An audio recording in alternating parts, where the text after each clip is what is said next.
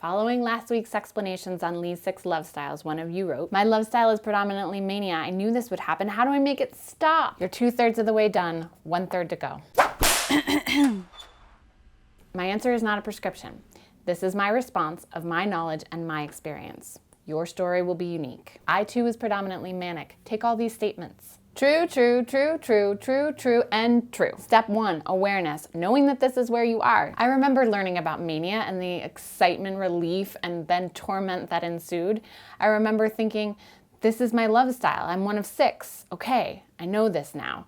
But then wondering, does it have to be this way? Even if I tested mania and fit the description, did this have to be my life? I reviewed other love styles and theories. Sternberg's theory of triangular love was helpful and popular, but I decided that no love style was superior. Couldn't I just love healthier rather than fitting into a love style? This went into my brain as hope and awareness, but I needed more in order to change. I needed to accept my reality in order to alter my reality. Step 2, acceptance. No more denial, shame, or thinking that this isn't your reality. There is a problem. If I denied my patterns and fought the truth, I wouldn't be able to grow from that. It would be like planting the seed of good intentions in the soil of dishonest imagination. All right, so the inventory was that my relationships looked like theme parks, but they didn't have to. I had these amazing, better than romantic comedy highs, but despairing, traumatizing lows. It looked like kicking men out of my house and then chasing after them. I saw other people loving differently. I saw reciprocity and peace and independence, but I didn't know this love. The thought of a weekend apart was like puncturing my lung. Long distance relationship, unfathomable.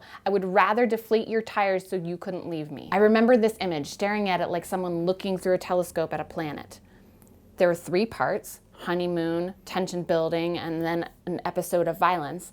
And I was looking at it, finally being able to see what had been there all along. It was like someone had just gone and mapped out my relationship. So my eyes shifted down the spiral and then as time passes, the honeymoon gets smaller and the violent episode gets larger. I didn't want this for me. I didn't want any kind of violence, nothing emotional, psychological, or physical. I didn't want the violence. It's important to note that not all mania relationships are violent, though 3 out of the 6 combinations are difficult and 2 are dangerous, so they're high odds. As unhappy Lindsey, I continued to love. It was as good as it was bad, and I didn't have solutions. But I wanted them. This is where I imagine you are, dear Sexplaneteer. So I began. I started with accepting that indeed I needed change and help, and I told others. I told my partners, I told my parents, I told my friends and others struggling from mania.